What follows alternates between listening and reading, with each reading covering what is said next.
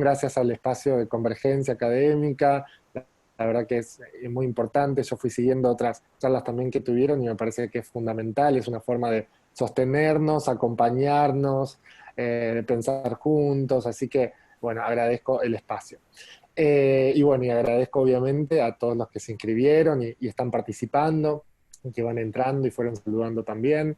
Así que bueno, vamos a empezar con el encuentro. La idea, como decía Gisela, es que podamos primero plantear algunos ejes sobre el tema, porque, bueno, me imagino que cada uno al leer el título habrá venido, se habrá representado distintas cosas, y un poco el tema es amplio, es complejo. Entonces yo lo que quiero presentarles, por el tiempo obviamente acotado que uno tiene en un encuentro como este, es algunos ejes, ¿sí? Que veamos algunos ejes y entonces que eso nos permita después el intercambio. Por eso, bien dividido, hacemos esto de primero presentarles algunas ideas para que después podamos intercambiar sobre cosas específicas.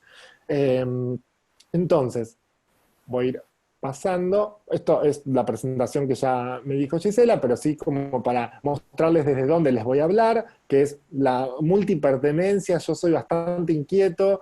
De hecho, siempre digo que si hubiese nacido en esta época, me hubiesen diagnosticado con hiperactividad o algo de eso, porque soy bastante inquieto, me gusta hacer muchas cosas, pero sobre todo a mí me convoca mucho la multipertenencia, lo interdisciplinario. Bueno, ahí había colegas de SAPI, la Sociedad Argentina de Primera Infancia, que es puramente interdisciplinaria, y me parece que es un desafío constante estar dialogando con otras disciplinas, con otros espacios. Esto también de, por ejemplo, hablábamos recién que comentaban que había personas formadoras, docentes de otros docentes de nivel inicial. Me parece que también pensar, por ejemplo, yo estoy en el, como dice ahí, en el Eccleston y en el Joaquín B. González, que son dos profesorados, y este desafío de transmitir conceptos de psicología sobre el desarrollo infantil, sobre la psicología educacional, digo, sobre distintos aspectos, a mí me interesa mucho porque hace todo el tiempo pensar, no es lo mismo pensar esos conceptos siendo transmitidos para futuros profesores de psicología o para futuros profesores de nivel inicial que van a trabajar con grupos de niños, que para futuros psicólogos. Entonces, me parece que ahí son los, en general, conceptos muy similares los que trabajo en cada ámbito, pero que me exigen darle otras vueltas, pensarlo con esos otros ahí destinatarios, y me parece que eso siempre hace que uno crezca más en el concepto, porque lo puede mirar desde distintos lugares. Así que, bueno, eso como para que vean desde dónde les voy a hablar, ¿sí? Que tiene que ver con eso. Vamos a empezar entonces con la charla, con un primer eje que tiene que ver con la capacidad de asombro. Mi idea es, cuando hablaba de la potencia del jugar en el título y de este subtítulo de lúdicos y lúcidos, eh, ¿por dónde empezar para hablar de una actitud lúdica del jugar? Y a mí me parece que una buena manera de empezar, seguro habrá otras, es la capacidad de asombro, ¿no? Algo ahí que tiene que ver con lo más profundo del ser humano y que tiene que ver con lo existencial y la experiencia, ¿no? Yo voy a hablar de distintos autores, muchos están ahí en cita. Winnicott es un gran referente que la mayoría de los que están presentes seguro conocen. Y si no, que está buenísimo que conozcan porque es un gran autor. Uno de los autores que a mí me gusta porque me acompaña mucho en esa experiencia de hacer interdisciplina, de trabajar en distintos campos, me acompaña mucho en esa apertura y flexibilidad que él mismo tiene y que sus teorías tienen. Entonces, vamos a empezar por la capacidad de asombro. Y sobre la capacidad de asombro, una pequeña frase introductoria que es: ¿acaso la mayor parte de la vida, por no decir la mejor, no transcurre alrededor de lo que no pasa, de lo que no pasó, de lo que nunca va a pasar? Dice Juan José Becerra, que es un escritor argentino, en una novela reciente del año pasado que se llama Felicidades, ¿no? Entonces, esa es una ilustración mía. En algunos lugares va a haber ilustraciones que van como acompañando desde la imagen algunas de las cosas que vamos a ver y pensar. Entonces, para introducirnos en la idea de asombro y cómo eso se conecta con la capacidad de jugar, la potencia del jugar y el tema que nos convoca,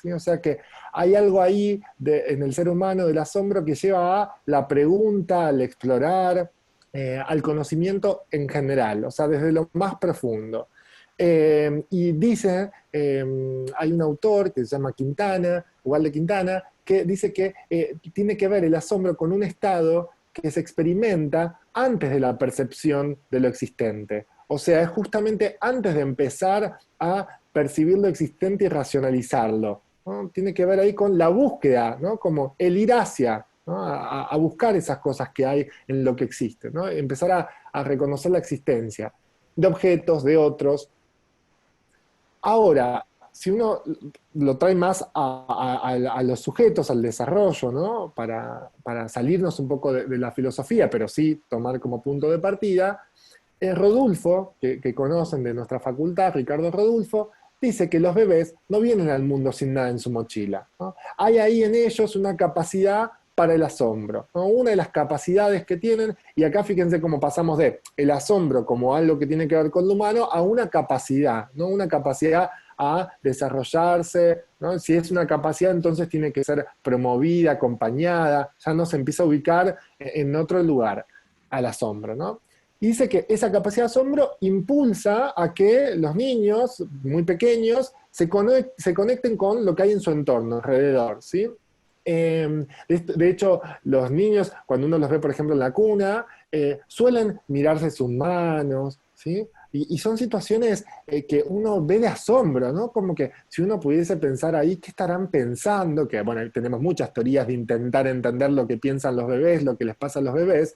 ¿No? Uno podría ahí como preguntarse esto, ¿qué pasará ahí cuando se miran la mano, ¿no? ¿Se estarán reconociendo?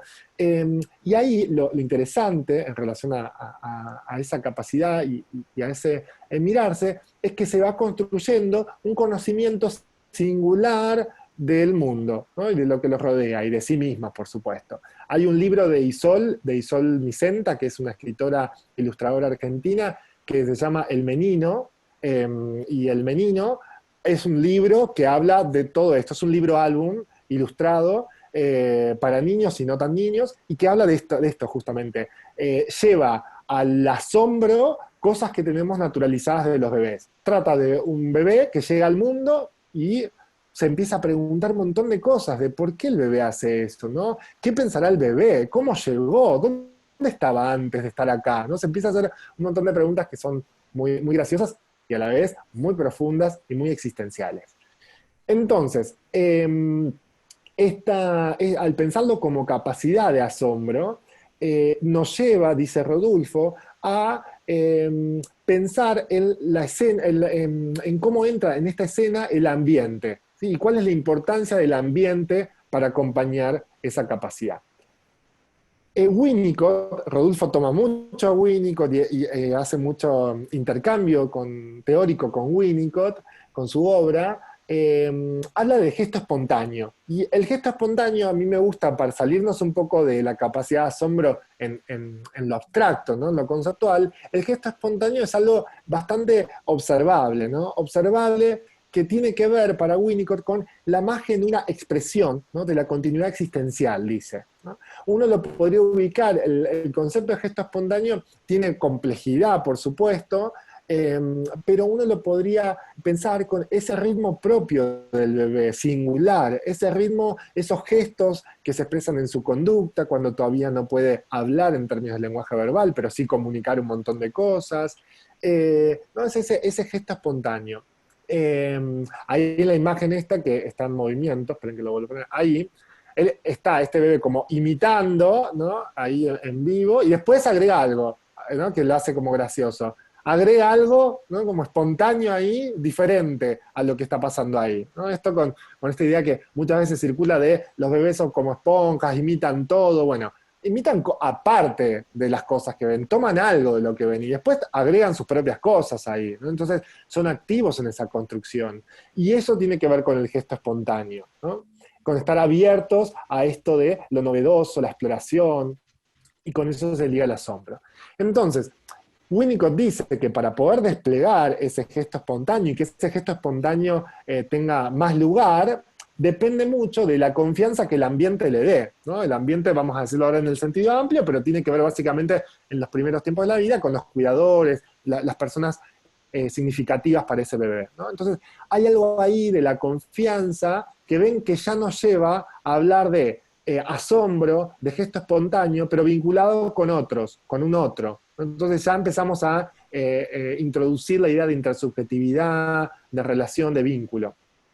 Esta imagen que estaba ahí, que la vuelvo a poner para que se vean, es de un papá que está en YouTube, hay varios videos, y es un papá con un nene en donde juegan, hacen juegos como podría ser cualquier adulto con un niño, juego simbólico, pero después el padre, como es especialista en efectos visuales, lo que hace es con un programa, filma esto y después con un programa edita y le agrega efectos especiales de lo que se imagina que podría haber sucedido en el momento donde estaba jugando con su hijo, ¿no? Entonces hace que esto, que la nave esa que hizo de bloques vuele. Bueno, entonces esto para pensar en la confianza y cómo tiene que haber un ambiente confiable. Entonces, por eso rápidamente es que vamos a pasar a la segunda parte. La presentación se divide en 3 partes.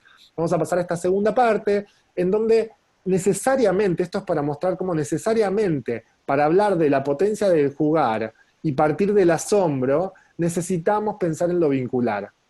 Necesariamente, ¿no? Tenemos que ir a lo vincular, porque es ahí en donde creo, con muchos autores de la mano, creo que se configura esa capacidad y esa potencia del jugar, ¿no? Entonces vamos a pasar a esta segunda parte, que es tramas de lo vincular, dimensiones inter y transsubjetivas, ¿no? En relación con los otros. Y hay una frase de Nietzsche que dice, y pobre de aquel que guarde desiertos en su interior, ¿no? Es una frase muy corta, pero como así fuerte, porque bueno, el desierto tiene que ver con esto, ¿no? Por lo menos nosotros lo vamos a asociar con esto, con un ambiente ahí ausente, sino no presente afectivamente, ¿no? Y eso genera desiertos. Eh, Vamos primero, el subtítulo decía, estas tramas no vinculares, decía, lo intersubjetivo y lo transsubjetivo. Vamos primero a pensar lo intersubjetivo, más la relación con los cuidadores primarios y con las personas significativas más en lo nuclear. Winnicott habla de un ambiente suficientemente bueno, ¿sí? Que hoy lo podemos pensar como cuidador, porque él habla de madre suficientemente buena, pero bueno, hoy lo podemos actualizar a la idea de cuidador, ¿no? Cuidador suficientemente bueno, en el desarrollo esperable. Y en este desarrollo esperable, un cuidador suficientemente bueno tiene que poder adaptarse, intentar adaptarse, y ahí está la clave, por eso suficientemente, ¿no? Intentar adaptarse al 100% de las necesidades del bebé, ¿no? Y a partir de eso responder. Esto me parece importante porque a veces en la simplificación uno dice, bueno, un cuidador bueno, ¿no? O que se adapta al 100%, y en realidad Winnicott usa suficientemente, y ahí me parece que está la clave de su concepto, porque es que intente lo suficiente, ¿no? Pero sabemos que esto es imposible, es un imposible adaptarse al 100% a las necesidades de un bebé, aunque uno quiera. Muchas veces en las clases por ahí, en los profesorados, donde por ahí hay menos base de psicología, y las primeras materias en relación a psicología con las que se encuentran son por ahí las que doy, muchas veces está como esta idea de, pero ¿por qué uno no sé? Si uno se pone todo el tiempo y está ahí con el bebé y se toma la licencia, ¿por qué no se puede adaptar al 100%, ¿no? Entonces, ahí empezamos a pensar esto de lo vincular, ¿no? Justamente, como uno puede estar ahí, al lado, si quiere, todo el tiempo, si tiene el tiempo de estar, pero supongamos que el bebé llora. Y cuando el bebé llora, uno se pregunta, que son las primeras preguntas, ¿por qué llora? ¿Qué le pasa? Y uno no sabe qué le pasa. Y ahí intenta, ¿no? Entonces, con más o menos experiencia, a veces también sostenido en las experiencias de otros, de sus propios padres, de una pareja, de amigos, ¿no? Entonces, ¿qué le pasará? Bueno, debe tener hambre, intento darle de comer, y sigue llorando, uy, no, hambre no era. Entonces, a ver, uy, ¿será que le duele la panza? Entonces, ¿será que hay que cambiarle el pañal? Bueno, ahí hay un ensayo y error que va configurando la comunicación entre bebé y adulto, pero al principio es más incertidumbre que otra cosa. Entonces, en esa construcción tiene que haber, por supuesto, una disponibilidad del adulto, ¿no? Pero no va a haber, es imposible que haya una adaptación al 100%. Por esto, porque aunque tenga la mejor voluntad, no va a comprender exactamente todo lo que le sucede al bebé. Y eso es importante porque el suficiente y el intentar, porque es lo que da apertura a que haya mensajes del otro lado, propios, singulares, ¿no? Una posición activa del bebé ahí comunicando algo, ¿no? A veces en la clínica psicológica nos encontramos, cuando trabajamos con padres, con familias, con niños pequeños, nos encontramos con extremos de estas situaciones problemáticas, que es a veces la indiferencia, en el sentido, como sería en el polo opuesto, la indiferencia en el sentido de, no, pero si todavía no entiende nada, ¿no? Y entonces parece ahí como un bebé que no comunica, ¿no? Y a veces en el otro extremo, la idea de yo entiendo todo lo que quiere, y entonces a veces hasta hablo por él, hasta hablo por él o por ella, ¿no? Por ese bebé. Entonces, en el medio está el suficientemente de Winnicott que ordena ahí y que da lugar a ambas posiciones, a la activa del niño y a la disponibilidad del adulto. De esas funciones, él dice que es muy importante que se dé un escenario de confianza, y ese escenario de confianza, por eso partimos del asombro, porque decíamos que para que pueda haber capacidad de asombro y lugar para asombrarse, tiene que haber un ambiente suficientemente estable, confiable, ¿no? Si no, todo me es peligroso, amenazante, si no hay cierta estabilidad. Entonces, en ese escenario de confianza que dice Winnicott, se logra a través de distintas funciones, él nombra tres, en principio, que es el sostén, que le da al adulto físico y afectivo. Ponerle un nombre a un niño es un acto amoroso en nuestra sociedad y cultura, y eso ya es sostener también simbólicamente, pensar qué nos gustaría que haga, ¿no? Cuál lugar va a tener en la familia. Todo eso hace un sostén afectivo, pero también, dice Winnicott, como pediatra primero, el sostén físico, ¿cómo se lo sostiene? No es lo mismo sostenerlo nerviosamente, ansiosamente, moverlo todo el tiempo, que sus patitas estén colgando y parece que se va a caer. No es lo mismo sostenerlo de esa manera que de otras maneras, ¿no? Más seguras en lo físico. Entonces eso también va generando, dice él, una integración entre psique y soma, ¿sí? Va generando que cedan y empiezan a disminuir estas angustias de caer para siempre, ¿no? Que como el niño no se puede sostener por sí mismo, necesita ahí de ese andamiaje físico y simbólico y afectivo del otro. Entonces el sostén es una función fundamental, pero también, dice él, la manipulación, cómo manipula el adulto al bebé, y manipulación, por supuesto, entendámoslo, no como en el sentido en general negativo que entendemos la palabra manipulación en nuestro lenguaje, sino más bien en cómo se relaciona y se vincula el adulto con el cuerpo del bebé, cuando lo baña, cuando le da de comer, cuando lo hace dormir, ¿sí? Cuando juega con él o con ella, ¿no? Ahí hay una manipulación del cuerpo del bebé. No es lo mismo, por ejemplo, poner al bebé, llenar la bañaderita, una palanganita y para el baño, y poner al bebé directamente en la bañera para bañarlo, que antes de bañarlo, por ejemplo, decirle, bueno, ahora vamos al agua, a ver cómo está el agua, y entonces yo toco el agua un poquito, le pongo un poquito en la mano, para que vaya sintiendo cómo está la temperatura del agua, que va a pasar de un lugar seco a un lugar mojado, ¿no? No es lo mismo, y eso es la manipulación. Entonces, para que sea un sostén, una manipulación suficientemente buena, va a tener que tener estas características, ¿no? De anticipación, de respeto por el ritmo del bebé, de disponibilidad y estar atentos ante la necesidad del bebé. Y finalmente él nombra la mostración de objetos, que la mostración de objetos básicamente tiene que ver con no solo qué objetos le presenta del mundo el adulto, sino cómo se los presenta. Si el adulto suele, o los adultos suelen mostrarle objetos duros, el mundo de ese bebé se va a constituir en un mundo duro, ¿sí? Si suele mostrarle objetos frágiles que se pueden romper, su mundo va a ser frágil. Si yo el objeto que le suelo dar por sobre todo lo demás es una tablet, por ejemplo, para que se entretenga y mire dibujitos a un bebé, en general va a ser su mundo más plano, ¿no? En el sentido que no puede explorar con lo tridimensional. Entonces, ahí hay algo que tiene que ver con lo que habilita el adulto al mostrar los objetos y cómo se los presenta, cómo los muestra, ¿sí? Si le muestro un montón de objetos y yo no puedo ayudar a seleccionar algunos objetos, también eso va a hacer que la mostración de objetos quizás sea sobreestimulante, ¿no? Un gran problema de esta época, ¿eh? La sobreestimulación. De hecho, justamente en esta época se plantea mucho la estimulación temprana, el campo que es fundamental para poder acompañar muchos procesos específicos de los bebés, como por ejemplo con bebés prematuros, entre otras situaciones, pero se ha llevado en esta época la estimulación temprana a un uso y abuso que es para cuestionar o para repensar, ¿sí? Porque yo siempre digo esto, que el mundo ya es demasiado estimulante y en general la mayor problemática tiene que ver no tanto con la falta de estímulos, sino más bien con cómo mostrar, cómo manejar, cómo sintetizar, seleccionar esa cantidad de estímulos, ¿no?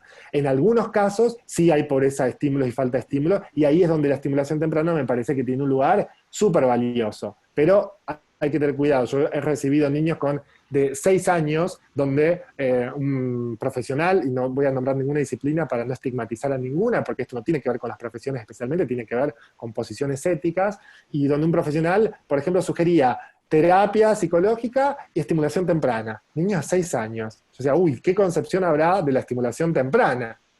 ¿No? Bueno, entonces, esto en relación a por qué la importancia de un ambiente que sostenga. Pero no nos vamos a quedar obviamente solo con el concepto, creemos en Winnicott y en su clínica, por supuesto, y su vasta clínica, pero quiero también traer unos resultados de investigaciones empíricas, que la investigación es fundamental, es otra de mis pertenencias, como nombraba ya al principio, y es fundamental porque mantiene viva una disciplina, mantiene viva y oxigena una disciplina. Lamentablemente, y acá sí hablo por ahí más de la psicología, que es mi campo, en general tenemos poca investigación, ¿sí? Por suerte en los últimos años tenemos las tesis finales de integración, donde ya hay un primer acercamiento en investigar, pero en realidad la mayoría de los psicólogos no se dedican a la investigación, ¿no? Y no digo que todos tengamos que ser investigadores, pero hay ahí un encuentro. De hecho muchos detestan estadística, ¿no? Yo estuve como profesor de estadística en su momento en la facultad, y estadístico, metodología, muchos la esquivan, aunque es obligatoria, pero la esquivan en el sentido de, bueno, nunca más vuelvo a esto. Y la verdad es que es fundamental, porque mantiene la investigación, es construir conocimientos nuevos, es poder constatar o revisar los conocimientos que ya tenemos en nuestra disciplina. Entonces, bueno, me parece que ahí es una deuda siempre pendiente de promover la investigación en todas las disciplinas. Entonces, ¿en qué encontramos en una investigación que hicimos con un equipo, que es un equipo de la Facultad de Psicología, que es desde el 2001 que funciona este equipo? Es el equipo Puente, somos todos psicólogos de la Facultad de Psicología, de la UBA. Hemos tenido en las distintas etapas subsidios y acreditación de UBACIT, de Ciencia y Técnica de la UBA, y también de la Asociación Internacional de Psicoanálisis, de la IPA. Y una de las cosas que hemos encontrado, y que quiero traerlo acá, la investigación por supuesto que es mucho más amplia, hay un montón de variables, esto es solo un recorte que intenta de alguna manera reforzar esta idea conceptual que traemos de Winnicott, de la importancia del ambiente en la confianza y en la creatividad o la creación que le permite eso, la exploración al bebé. ¿Qué encontramos? Nosotros filmamos interacciones entre bebés de 6 meses con sus mamás. Habíamos convocado a los papás, pero de 48 familias que participaron 3 papás y 48 mamás. Con lo cual, obviamente, estadísticamente y metodológicamente, no pudimos hacer una muestra de papás porque no era para nada significativo. Sí, mi doctorado, que decía hoy Gisela al principio, yo incluía a los papás. Me puse el nuevo desafío unos años después de incluir a los papás y logré conseguirlo. Años en el medio, cambios socioculturales que ayudaron, cuestiones de género, cosas que vimos de problemas en ese momento metodológicas, que le di una vuelta para convocarlos, bueno, pero lo logré. En otro encuentro les puedo contar un poco de eso. Pero acá, que participaron las mamás, lo que encontramos nosotros es que del 100% de la interacción entre una mamá con su bebé de 6 meses, solo entre el 12 y el 16% hay encuentro. ¿Sí? Entonces, y son niños y adultos en desarrollo esperable, que no presentan ninguna patología, ¿sí? No es una muestra clínica, es en desarrollo esperable. De hecho, eran derivados por pediatras, contactos nuestros, para poder acceder a la muestra porque tenían que cumplir con ciertos requisitos. Entonces, ahí uno ya se encuentra con eso y uno suele pensar o tiene la representación que el vínculo entre la madre y el bebé es más de encuentros que de desencuentros, ¿no? Aunque todos aquellos que son cuidadores, padres, madres, saben que en la realidad hay mucho desencuentro, por supuesto.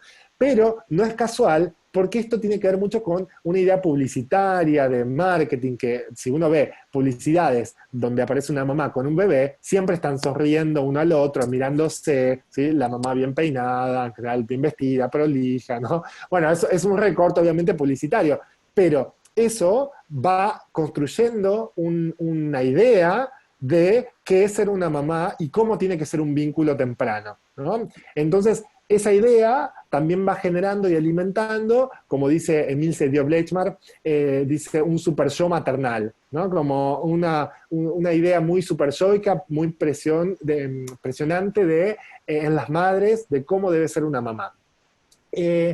Ahora, lo interesante es, entre ese 2 y 16% hubo encuentro. ¿Qué quiere decir? Encuentro es ambos afectos positivos. La mamá lo mira, el bebé la mira, la mamá lo mira, el bebé sonríe, la mamá le canta o le habla, el bebé balbucea o lo mira o le sonríe. ¿Sí? Todas estas combinaciones posibles de afectos positivos. Eso es encuentro al mismo tiempo. Nosotros filmábamos las situaciones y analizábamos segundo a segundo qué había en el rostro de cada uno y cómo se expresaba cada uno. Que es microanálisis ese, en investigación. Pero, ¿qué es lo interesante? ¿Qué pasó el resto del tiempo? El 84%, ¿no? El 88%. Entre el 84 y el 88% hubo desencuentro. Bueno, no es lo mismo si el desencuentro fue ambos, por ejemplo, negativo. La mamá gritando, el bebé llorando. No es lo mismo. En general, lo que sucedió es que la mayor parte de ese tiempo de desencuentro, el patrón más común fue mamá positiva, mamá mirando al bebé, cantándole, hablándole, y el bebé mirando para otro lado. ¿Sí? O sea, neutro. Ni positivo ni negativo con la madre, hacia la madre. ¿Sí? Y eso fue muy interesante encontrarnos con este dato en lo concreto, en las interacciones reales de niños de bebés con sus mamás, porque apoya lo que Winnicott planteaba de esta idea, y uno puede empezar a ver cómo en ese ambiente que es confiable, que es seguro, que es positivo, el bebé entonces se puede relajar y puede mirar para otro lado. ¿Sí? Fíjense ahí la importancia que tiene eso, porque para yo poder explorar, para desplegar esa capacidad de asombro que empezamos a decir al comienzo, necesito apoyarme, sostenerme afectivamente en un adulto, un otro, que sea estable, que me dé cierta seguridad. Imaginen si la mamá, por ejemplo, por decir la mamá porque acá fue la mamá, pero puede ser el cuidador, cualquier adulto, si ese adulto, por ejemplo, cuando el bebé corre la mirada para mirar hacia otro lado, se angustia y piensa, ay, no me quiere porque no me está mirando. ¿Sí? O tiene autismo que no me mira. Esto se escucha un montón. Estos indicadores al extremo se escucha un montón. Entonces, ahí, si se angustia el adulto, si se pone a llorar, si se enoja, ¿sí? Si despierta, por ejemplo, un cuidador deprimido, imaginemos también que Winnicott ha estudiado mucho eso. Todo eso, ¿qué hace? Que el ambiente sea inestable. Por ende, el bebé, lejos de poder prestar atención a otras cosas y relajarse y explorar otras cosas, ¿qué va a hacer? Va a estar atento a lo que le pasa al adulto. Y como en ese momento sabemos desde la psicología y el psicoanálisis que hay un momento de mucha fusión, de no separación todavía, no diferenciación entre yo y el no yo, como diría Winnicott, entonces mucho ese afecto negativo lo va a internalizar como propio. ¿Sí? Entonces, y ahí tenemos el sufrimiento temprano, ¿no? Sufrimiento psíquico temprano, que son bebés que después pueden retraerse, replegarse, o al revés, volverse impulsivos, agresivos, ¿no? Como formas de manifestarlo. Entonces, ven la importancia cómo la investigación también nos lleva a esta idea de que es importante un ambiente confiable y seguro. O sea, no tanto que todo el tiempo haya encuentros, sino más bien que el adulto sea un ambiente seguro, confiable y que sea justamente un escenario de estabilidad que le permita al bebé explorar otras cosas. Entonces, como que ahí el adulto le canta, lo mira, aunque el bebé mire para el otro lado, ¿sí? Y ahí no espera el adulto que todo el tiempo haya un ida y vuelta, ¿sí? Porque si no, eso también no permitiría que el bebé explore o mire para otros lados, ¿sí? Y conozca el mundo. Cuando el bebé se relaja porque el adulto es positivo y estable y mira hacia otro lado, está explorando el mundo, está conociendo una ventana que hay del otro lado, y eso le permite ampliar su experiencia, ¿no? Entonces, eso es lo que encontramos en esta investigación cuando tenían 6 meses los bebés, y encontramos también que cuando las mamás en el juego libre, en la interacción libre, a los 6 meses también, cuando las mamás tenían una capacidad reflexiva, ¿sí? Y acá no, obvio no vamos a profundizar porque es todo un concepto, pero capacidad reflexiva en el sentido de cómo yo puedo como adulto vincular mis sentimientos, mis pensamientos, mis creencias, mis conductas con las del bebé. Cómo puedo pensar y articular eso, es la capacidad reflexiva básicamente, ¿no? Las mamás que tuvieron una capacidad reflexiva promedio o alta, es decir, de la media para arriba, fueron menos positivas y más neutras con los bebés. Es decir, en algún punto se bancaron más esta neutralidad, ¿no? Uno podría decir más este silencio, este momento para mirar otra cosa, para que no todo pase por la interacción entre ambos, que es estresante, porque lo que uno ve también en estos videos y en esas experiencias, que esa vinculación cara a cara es estresante. Es como una situación de ascensor con alguien prolongado, ¿sí? Por 3 minutos, 4 minutos. Es estresante, ¿no? De hecho, hoy en un ascensor uno lo que primero hace es saca el celular, se pone a mirar. Bueno, ahí está cómo uno usa los objetos como mediadores. Cuando los bebés tenían juguetes, porque los filmamos en cara a cara sin juguetes y después con juguetes en el suelo. Cuando tenían juguetes, los bebés necesitaban regularse mucho menos, en el sentido de chuparse el dedo, por ejemplo, porque tenían objetos, y los objetos mediaban el vínculo con el otro que tiene su cuota de estrés, ¿sí? Bien, ahí esta idea de los objetos como mediadores, entonces, en esa misma investigación, lo que vimos es que de 48 bebés que participaron, cuando estaban cara a cara, 21, o sea, casi la mitad de los bebés, necesitaron chuparse el dedo en algún momento. Y esto lo vemos como un indicador de autorregulación afectiva, ¿sí? Es como, me regulo con mi propio cuerpo ante mucha estimulación, ¿sí? Por esto que les decía, el mundo ya es estimulante de por sí.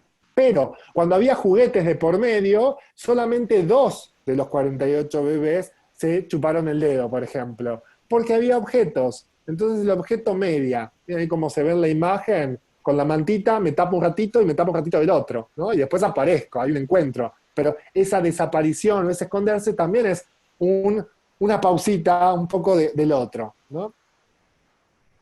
A los 4 y 5 años nosotros volvimos a convocar a los bebés, pero ahora ya tenían 4 y 5 años estos bebés, participaron varios de estos, no todos, esto suele pasar en metodología de la investigación, que se llama mortandad de la muestra, que es que después de un tiempo, obviamente, decae la cantidad, porque algunos pierden el interés, otros se mudan, pasan cosas, ¿no? Y entonces no todos participan.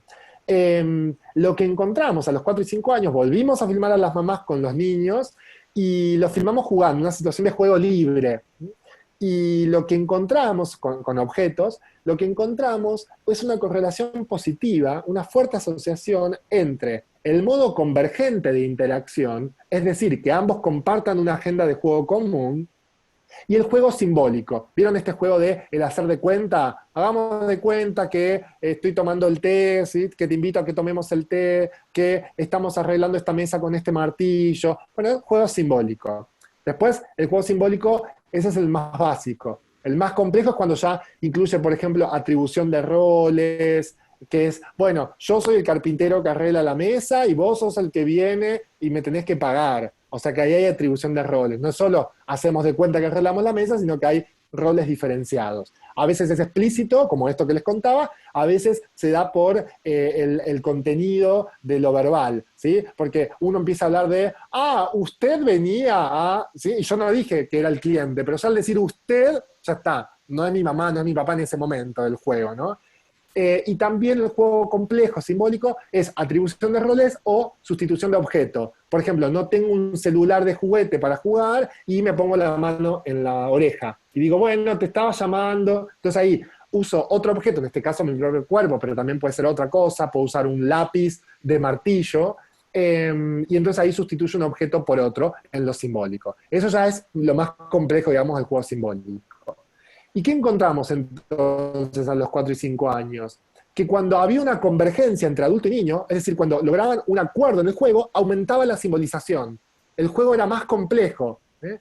Y es más, cuando esa convergencia se sostenía en el tiempo, duraba bastante, más duraba la convergencia, más aumentaba la complejidad simbólica, ¿eh?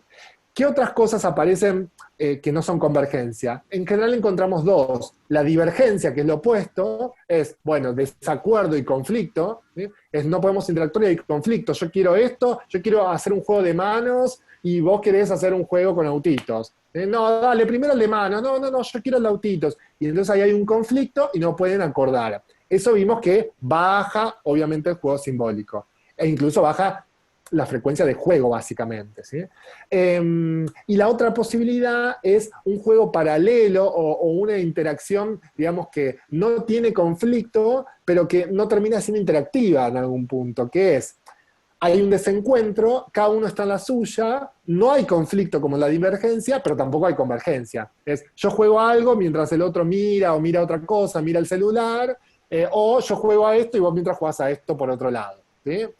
Bueno, eso también se asocia con menos simbolización, o sea que lo que más favorece el juego simbólico es la convergencia. ¿Sí? Entonces, eso me parece fundamental traerlo, porque son observaciones y resultados de investigaciones empíricas recientes, contemporáneas, que siguen mostrando la importancia entonces de sostenerse, como decía Winnicott, en el otro, en el vínculo, para poder simbolizar, crear, ¿no? Entonces, ven cómo estamos yendo a los orígenes de la potencia del jugar, esto que hablábamos en este encuentro, en esta charla, ¿no? Estos son los orígenes de la potencia del jugar, desde la filosofía, desde la concepción psicoanalítica, pero también de la investigación, que nos muestra lo mismo. Bien. Entonces, ahí obviamente vayan, yo no estoy viendo el chat porque estoy con la pantalla acá y los puedo ver a ustedes, pero vayan obviamente poniendo preguntas, lo que quieran comentar, así en el momento ahora de intercambio podemos traerlas. En lo transubjetivo, ¿no? Esto sería lo intersubjetivo, ¿no? Adulto, niño, bebé. Y en lo transubjetivo intenta ir un poco más allá de lo individual, ¿no? Nosotros a veces como psicólogos en general, porque depende obviamente del ámbito en el que trabaje cada uno, en el ámbito comunitario uno está acostumbrado a ir por fuera de lo individual, ¿no? O más allá de lo individual, pero en general como psicólogos tendemos más hacia el caso por caso, ¿no? Pero hay un aspecto de lo transubjetivo que tiene que ver con coordenadas que hacen al contexto, a la época, que le dan cierto sentido particular, incluso a ese caso por caso, ¿no? Y una de las cosas que dice Emiliano Galender, que ahí está la referencia, es, nunca como en nuestra época, el saber de los individuos, sus habilidades para el pensar y el hacer creativo, les habían sido expropiados en este nivel, por los dueños de las técnicas y los conocimientos especiales.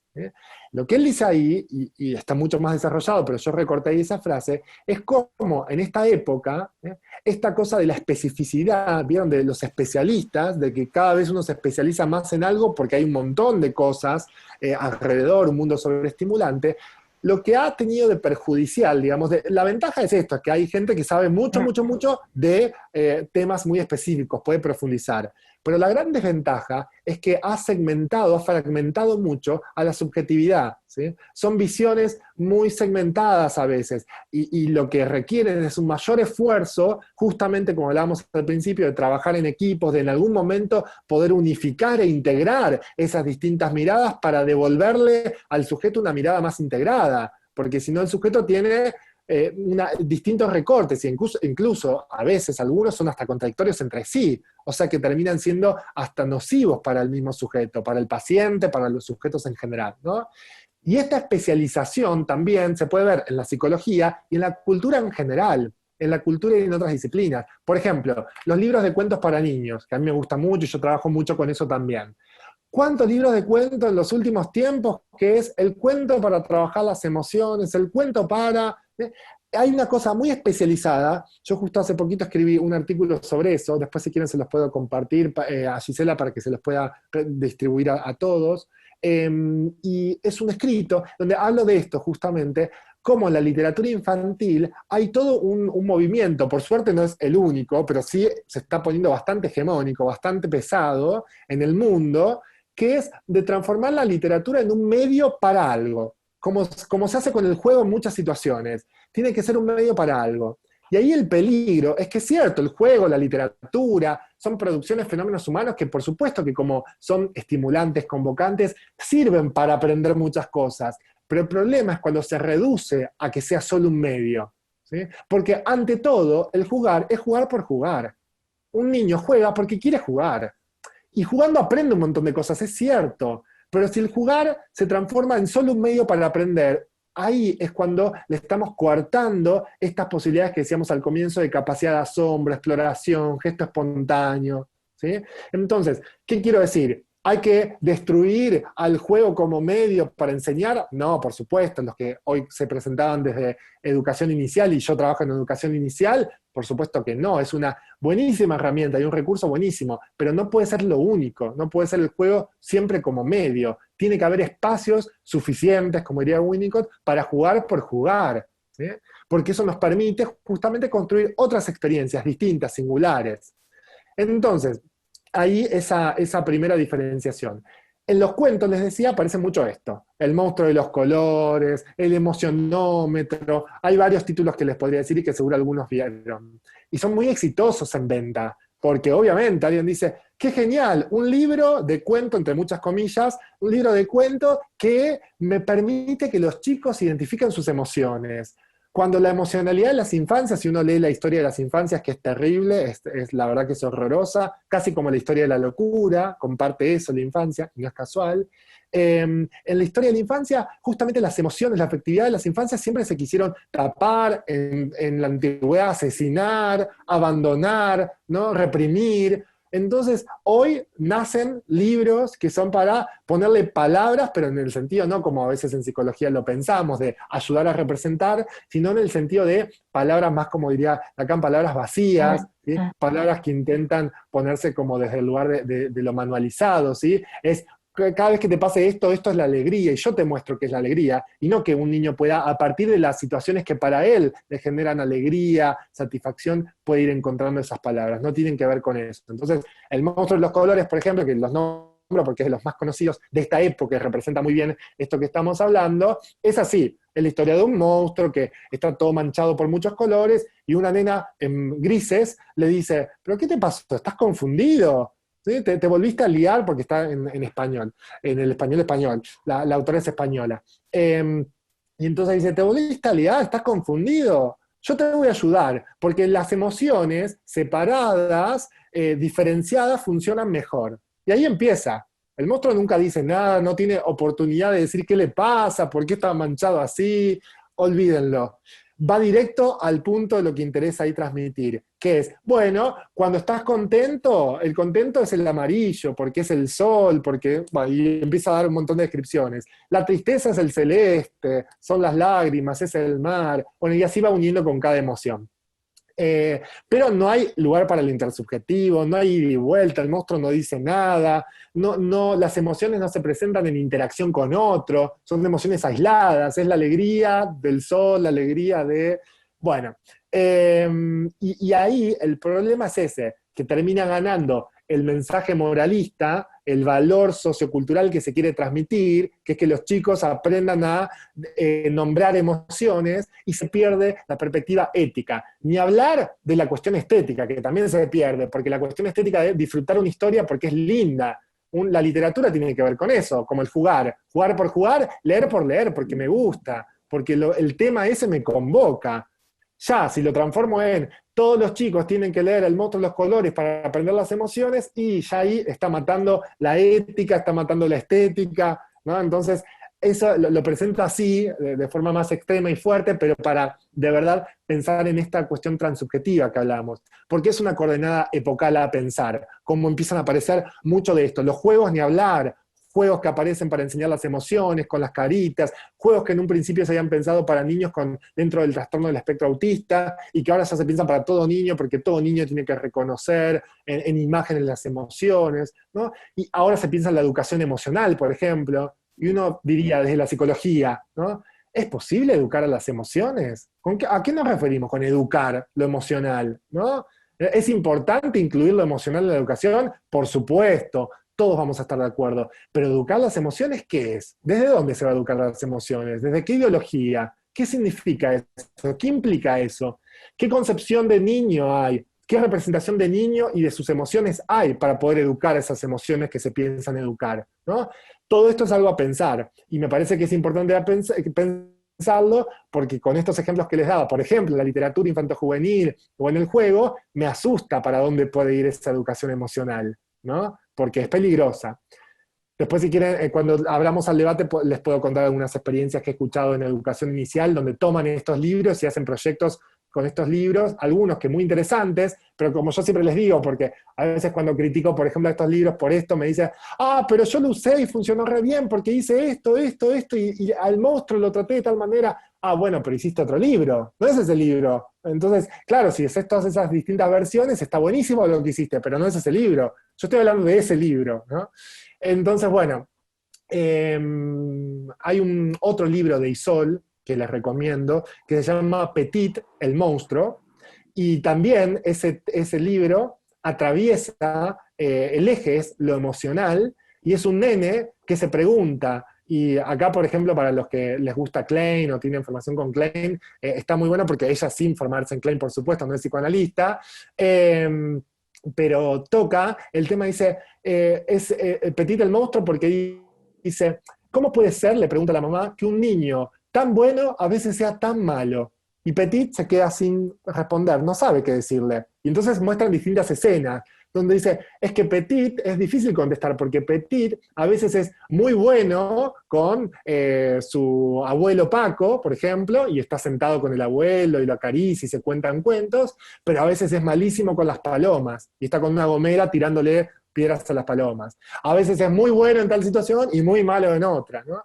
Y bueno, y lo interesante es cómo el cuento trabaja, en el buen sentido, trabaja lo emocional desde la pregunta, ¿no? Desde esa pregunta, ¿qué me pasa? ¿No? Y entonces Petit dice, ¿seré un monstruo bueno o malo? ¿Eh? ¿Bueno guión malo? ¿No? Y entonces después termina diciendo, bueno, es que a veces, dice, mi mamá también es buena porque me cuenta cuentos antes de dormir, y a veces es mala porque me deja sin postre si me porto mal, ¿no? Entonces dice, ¿será que viene de familia? Esto de ser bueno o malo. Pero bueno, ven cómo lo trata de otra manera totalmente diferente. Bien, entonces, Winnicott dice que justamente uno de los problemas que termina como, digamos, asfixiando o siendo obstáculo para todo esto que estamos hablando es la educación moral, la educación moralista, que despoja al individuo de su capacidad de creación, dice Winnicott, ¿no? Por eso él dice, los criterios éticos, estéticos, son buenos no por ser mejores, sino porque son propios. Cuando uno se puede apropiar de esa experiencia de lectura, de la estética del juego, del placer por jugar, del placer por leer, del placer por dibujar, por lo que sea, por nombrar algunos ejemplos, cuando uno puede ir construyendo esos criterios a partir de la experiencia con un otro, en un ambiente seguro, como veníamos diciendo, eso se transforma en una ética. Y es mejor por esto, porque nos es propia, no porque sea mejor en términos de valor, ¿sí? Es mejor porque nos es propia. La moral, la educación moral es peor porque no nos es propia, nos es impuesta, ¿sí? En este sentido. Y cuando eso no deja lugar para la experiencia propia, ni hablar que ahí es nociva, ¿sí? No solo es mala, sino nociva.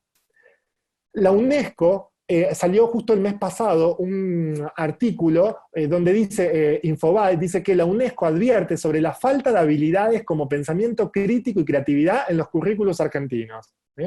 Fíjense, uno de los problemas que tenemos, ¿no? En todos los niveles, la falta de pensamiento crítico y creatividad, que se las piensa como competencias para el siglo XXI. Son dentro, es un listado de competencias, después si quieren pueden entrar, yo en la presentación que también les voy a enviar está la referencia, así que pueden ir a leer la nota completa, y hay un cuadro donde muestra todas las competencias del siglo XXI, pero entre ellas está la creatividad y el pensamiento crítico. Son dos de las competencias donde Argentina en todos los niveles puntúa más bajo. Pensamiento crítico y creatividad. Y uno podría decir, porque acá está este otro mito, que es, uy, pero si los argentinos somos recreativos, como estamos de crisis en crisis siempre, económicas, sociales, desplegamos una creatividad, vieron el famoso todo lo podemos enseguida atar con alambre y inventamos algo y nos reinventamos.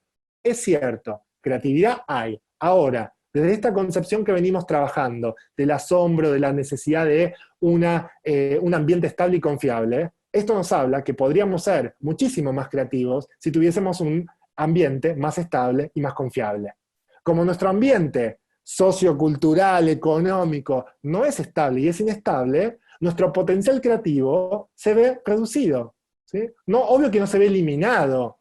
En algunos casos sí, muchas personas se ven arrasadas por esa inestabilidad, ¿sí? Porque con sus propios recursos y porque lo viven de otra forma mucho más traumática, y entonces de verdad que no pueden crear ni pensar críticamente, muy poco. Pero en la mayoría se puede desplegar algo de lo creativo, el potencial creativo, pero en mucha menor potencia, en el sentido de que tenemos un ambiente que siempre es inestable, inseguro. Entonces, yo no puedo relajarme como hace el bebé con la mamá que les contaba en la investigación, a mirar para otro lado, si el ambiente todo el tiempo me es amenazante, en el sentido de si la economía se va a disparar para cualquier lado, si no voy a tener trabajo, si algún familiar se va a quedar sin hogar, ¿sí? Si el proyecto que estaba pensando de viajar o de formarme en esto, no sé si lo voy a poder hacer porque ahora pasa esto, tengo que trabajar más horas. Todo eso que hace la inestabilidad ambiental, sociocultural, de crisis sociales que hemos vivido en los largos últimos años, justamente hace a que haya menos confianza en el ambiente y por ende podamos ser menos creativos. Entonces, sí, somos creativos los argentinos, pero podríamos hacerlo mucho más con un ambiente más estable, como nos lo demuestra todo esto que vamos viendo, y por eso hablamos de la potencia del jugar, la potencia de la creatividad. Necesitamos ambientes más estables. Entonces, voy a pasar a esta idea. Agus, Sí, sí. te digo algo porque uno capaz que son 7:10. Perfecto. Te digo, no, porque y media tenemos que dejar el 20, cortar. Sí, porque Dale, enlaza otra actividad. Eso, buenísimo. Hago una síntesis con esto y vamos al intercambio. Esto para pensar algunas frases. Les voy a leer algunas frases porque ya la frase sintetiza. Hay una autora, una escritora estadounidense, Ursula Le Guin, que dice: el adulto creativo es el niño que sobrevivió después que el mundo intentó matarlo para convertirlo en adulto. ¿Sí? Un adulto creativo es un niño que sobrevivió. Otro escritor sueco, Dasserman, dice que inventar se empieza pronto, pero luego te arrebatan el hábito de inventar. La vida se trataría, dice él, de no dejar que te lo arrebaten, de que no te roben ese hábito de invención. Picasso, no sé si conocen un poco la biografía, pero una de las cosas que decía es que él aprendió a pintar desde muy temprano a partir del oficio de su padre. Entonces ya a los 8 años dominaba la pintura, si googlean y buscan pinturas de él a los 8 años es increíble. Pero él en una entrevista dice esto, dice: me tomó 4 años pintar como Rafael, pero toda una vida pintar como lo hace un niño. O sea que él a lo largo de su vida quiso despojarse de un montón de cosas para ir a eso más espontáneo, eso más genuino, y le costaba mucho. Pero su vida como artista, como le pasa a muchos artistas, es después intentar volver a eso. De hecho, los últimos cuadros que hacía Picasso para sus conocidos y que regalaba, los firmaba con un espiral, como hacía cuando era niño. Los últimos. Hay un autor, otro escritor, que es Mia Couto, que es de Mozambique, que dice: define la infancia no como un tiempo, no como una edad, sino cuando todavía no se es demasiado tarde. ¿No? Me parece interesante también, muy interesante, poético y filosófico también, ¿no? Cuando todavía hay sorpresa, cuando todavía no hay desenlace, cuando todavía tenemos tiempos, cuando todavía el mundo nos encanta, ¿no? Cuando todavía no es demasiado tarde para encantarse. Entonces, la potencia del jugar, y voy a la síntesis para que podamos hablar ahora. Hay una poeta estadounidense, Louise Luke, que dice: miramos el mundo una sola vez, en la infancia, el resto es memoria. me gusta, es polémico obviamente, es para debatirlo, pero me gusta con la potencia que lo dice. Y Bruno Munari, que es un gran artista, diseñador italiano, ya fallecido, pero que instaló un movimiento divino en el arte y vinculado a las infancias, él dice: hay que conservar el espíritu de la infancia, ¿no? Tenemos que, como sociedad y cultura, promover, conservar ese espíritu de la infancia dentro de uno, durante toda la vida. Y él dice: conservar eso es conservar la curiosidad por conocer, el placer por comprender, el deseo de comunicar. Y a él lo llamaban eterno bambino, lo decían a Bruno Munari, por todas estas características. Y él cuenta una anécdota muy breve que dice que siempre dice, existe una vieja señora, dice que aborda a los niños con muecas, que dan miedo y diciendo tonterías, con un lenguaje informal, lleno de frases, de retailías, infantiles, tarareos, diminutivos, podría agregar uno. Generalmente los niños miran con mucha severidad a estas personas que han envejecido en vano. No entienden qué es lo que quieren y regresan a sus juegos simples y muy serios, ¿no? Como ahí hablando de que por suerte los niños, mientras son niños, intentan ir más allá de eso, ¿no? Atravesar eso. A veces no se puede. Y hay otro escritor ucraniano, Bruno Schulz, que dice, tiene un libro que se llama Madurar hacia la infancia, y es muy interesante, porque él dice, el género de arte que está cerca de mi corazón es precisamente la regresión, es la infancia reintegrada, ¿no? Él dice que justamente para él el ideal es que la sociedad madure hacia la infancia. Y es interesante, porque no es volver hacia la infancia, ir hacia atrás, es que nuestra infancia venga hacia nuestro presente y que nos permita entonces madurar como seres humanos, ¿no? Lo mejor de nuestra infancia, ¿no? Bueno, Winnicott habla del espacio transicional, esto ya lo conocen. Esperen que voy a pasar. Hay otra autora que es una psicopedagoga argentina, Alicia Fernández, que desarrolla el concepto de desadaptación creativa, ¿sí? En realidad,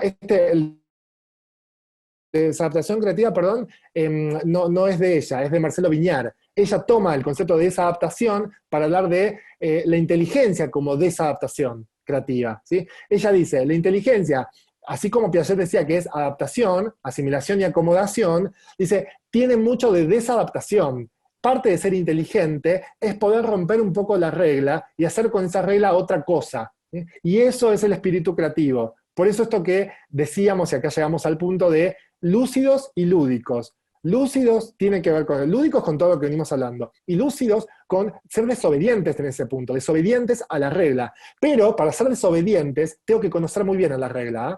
Y ahí está un punto, ¿sí? No es una perversión por fuera de la norma, es conocer muy bien la regla para poder jugar con ella, para poder hacer otras cosas, para poder inventar nuevas reglas, como se hace, por ejemplo, en el juego simbólico. Es en ese hiato, ¿sí?, entre eso que se espera y lo que yo busco, ¿sí?, que puede emerger algo creativo, algo diferente, ¿sí? Y ahí está la gran diferencia que hace Winnicott de relacionarse con el objeto y hacer uso del objeto. Primero me tengo que poder vincular con el objeto, tener experiencias placenteras con el objeto, para poder hacer uso de ese objeto, ¿sí?, uso activo de ese objeto. Entonces, esto sintetiza un poco lo que veníamos hablando. Primero, promover relaciones placenteras y experiencias placenteras con los objetos que nos rodean, y después poder hacer uso de ese objeto, ¿sí? Eso también obvio se puede profundizar. Les muestro una imagen que armé con una ilustración, que es ahí caos, son objetos que yo tengo en el consultorio, maderitas, que todos tendrán algo parecido, y de ese caos organicé algo que a mí me convoca, que yo imaginé, y de eso plasmé algo en un dibujo que tenía que ver justo con esta situación, para difundir un mensaje en su momento, y entonces es ese proceso en donde es atravesar el caos para llegar a otra cosa. Seguro que cada uno de ustedes hubiesen llegado a otra cosa diferente, ¿sí? Bien, esto del Museo de Arte Moderno es cómo definen al arte y el juego. Dicen que en ambos nos adentramos en apasionantes procesos de investigación que nos permiten transformar la realidad, ¿sí? Nos desarmamos prejuicios acerca de los saberes. Ellos ahora en julio armaron para las vacaciones de invierno un espacio virtual que se llama Recreo, se los recomiendo para que lo vayan a buscar, donde muestren esto, ¿sí? Listo. Dejo solo esto para que vayan viendo, que es un pequeño corto ilustrado, y abrimos al debate.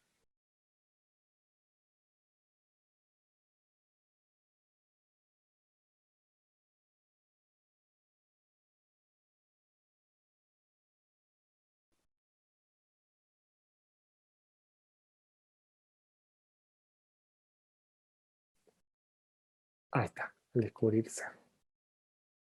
Esperen que... Ahí está.